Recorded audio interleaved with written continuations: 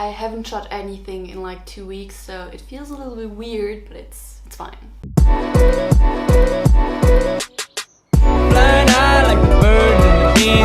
Hello beautiful people and welcome back to my channel. I hope you guys had a wonderful New Year's Eve and that the start of your year was great. Personally, I already royally screwed up 2021. So, you know what? It's fine. I didn't say that 2021 was going to be my year, so I guess we're going to try out next year again. I decided to share with you 10 healthy habits that I had in 2020 that made it a little more bearable and better, because 2020 was a shit show. Let's be real. I'm not going to tell you to drink some water, even though you should do it because it's great for the skin. Without further ado, I'd say let's go into it. My cat is with me and yeah. So the first tip that I would have for you guys is actually take one day off or one day for yourself per week.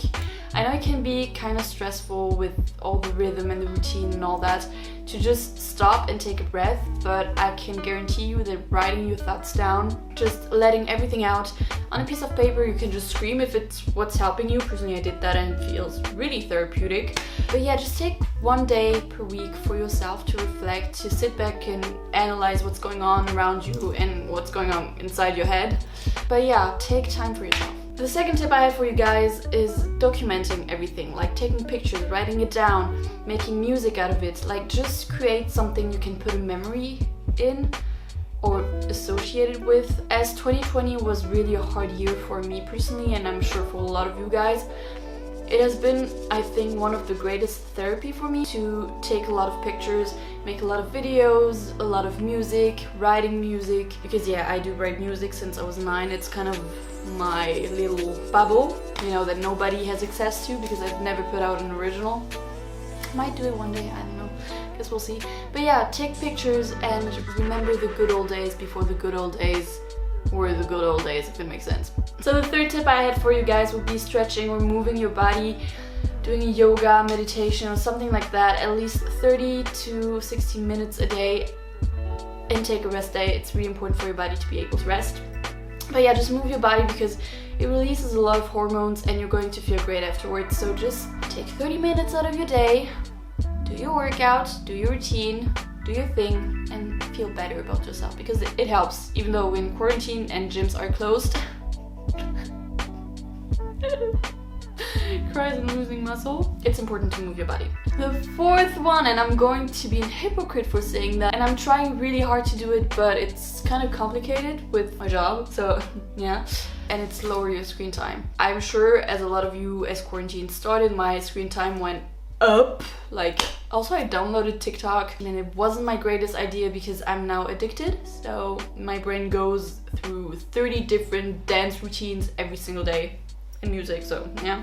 But lower your screen time, take a book, because I start reading again because of quarantine too. Might be putting down the ones I read if you want some recommendation, I don't know. It doesn't mean you have to read like for 2 hours, but like read 5 or 10 pages every single day, and it's already a good start. The fifth one is something that I love to do, and it's also something that I love to film, and it's fuel your body with good food and cook or bake, one of the two. But again, quarantine and the whole situation right now really took a toll on my mental health, not gonna lie, and I thought, you know what, I kind of have like a love-hate relationship to food. I might talk about it one day, but it's important to fuel your body with good food, but not just good to the taste, but also good for your soul and body. And just, if you can find like a middle ground between the two, I think this would be the most sustainable thing you can do. So cook, and if you don't know how to cook, learn to cook. There are a lot of channels on YouTube that teach you how to cook for free. So okay, the next one would be to do a to-do list. So I always thought that my mom was crazy for doing to-do list every single day, but last year, as I started a lot of new projects, I had to do some lists because I just my mind wasn't organized at all and I'm thinking all the time. So it was kind of complicated to get through everything I had to do and has to be done in a day. So I started writing everything down, and it is mind-blowing. You don't have to write it down on a piece of paper. You can do it on your computer or your phone, but I personally love writing it in notebooks. I have way too many, but write it down, and also it's only satisfying to just check what you did. So the seventh one would be to learn something new. So it doesn't have to be a new hobby, although I think it's the most sustainable. If you're learning something new that you really want to learn, it can be anything. It can be dance, it can be a new language, it can be learning how to draw, how to water your plants. I'm bad with plants. Plants, you know, yeah. Take a new hobby, it opens up your mind and it makes your brain work a little more, even though you might think you don't need it, and I completely agree. Sometimes you just need to fall off, but learn a new skill, and it's something that you can be proud of at the end of the day, so try that out. The last one, I think I wrote it down for myself. I wrote down stop overthinking. So I think I might need to get into this one because even I don't really know what I mean by that. Again, last year a lot happened, and this year, even though we're not even a week in, a lot has happened. Just when someone says something to me like, you know, really something small, I'm going to spend like a whole week thinking about it and it's going to drive me insane. So I decided to sort everything out, you know, and of course there's stuff you're going to overthink. It's normal, it's human, and try to sort everything out, you know, like what's actually important and what you should overthink, or what it's like the normal overthinking and the obsessive overthinking. It's something that I'm trying to separate, even though it's still hard for me, but I'm working on it, and I hope that you guys can work on it too, because it's exhausting, really. Find your people. So hear me out. You're going to tell me, what the F are you talking about? Yeah, I agree with you, but finding your people is important. It's probably not going to be your family or your friend group, even though your friend group, your friends in general, are going to be there for you and help you go through anything, support you in your project. By finding your people, I mean finding a support group in a sense. For example, I started YouTube last year and I didn't have anyone around me that did YouTube. I didn't have anyone to talk to you about YouTube that actually got what I was saying and that understood what I was saying, the struggle and everything.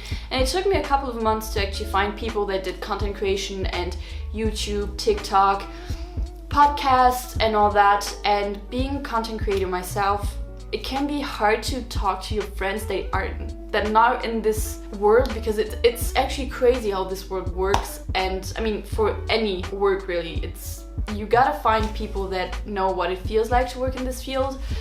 And it took me a couple of months and I found amazing people. I will put their channels down below. I have two in mind, Marie-Zoé and Hope. One is French, the other one is Canadian, and they both doing YouTube. I've been talking to them. They're amazing people, and I have a lot of friends that do TikTok or Instagram, and it's really amazing to see how it can actually shift your view on stuff, and it helps a lot to have that kind of people. So find your people that you can talk about anything with, and by anything in this particular case I'm talking about work, passion, hobbies, you know. Realize how far you come and accept that your emotions are valid. So let's get into this one, because this one is something that is a little touchy.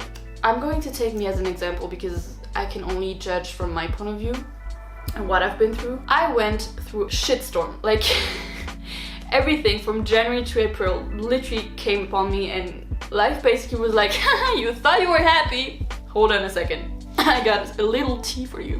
And it's been quite hard to remember that at the beginning of last year I've been completely crushed to the ground, and I didn't know how I would get out of that situation, and I did. Not completely, I'm still working on it, because trauma. I gotta remember sometimes that even though I feel stuck, even though I feel like I'm still bad at some stuff and that I didn't come far at all, that it's actually not true. I'm one step ahead as yesterday, and you know what? If I'm going to be in the same spot in 3 months, it's okay. You gotta take the time to remember sometimes and give a little tap on the shoulder if nobody is going to do it for you.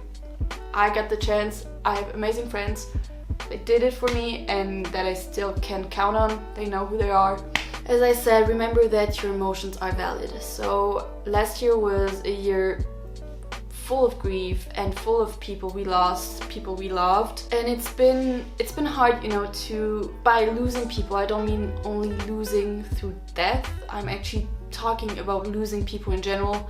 You know, it's life. Sometimes you're going to lose friends and make new ones, and it's okay. I had a lot of situations where I saw people being in a worse situation than I was and being like, why are you crying? You have zero reason to cry when you're seeing them, but actually it's not true. You have a reason to cry. If you're sad, and there's nothing people can do about it or say about it. Your emotions are valid. And I thought it was important to imply this in this video because I wish more people told me this last year and still this year, because I have a tendency on pushing my feelings aside to care about others more, and a little reminder is okay sometimes and is needed. So if you didn't hear it today, or if you just need a reminder from time to time, your emotions are valid, you are valid, and it's not because people are suffering somewhere else that you don't have the right to suffer, okay? Okay, great talk. Thanks for coming to my TED Talk.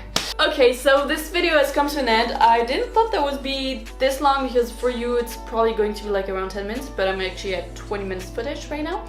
This video has come to an end. If you liked it, please leave a like, subscribe and click on the bell. It's really important. Follow me on social media and I hope to see you in the next video. Until then, take care of yourself and I'll see you. Bye.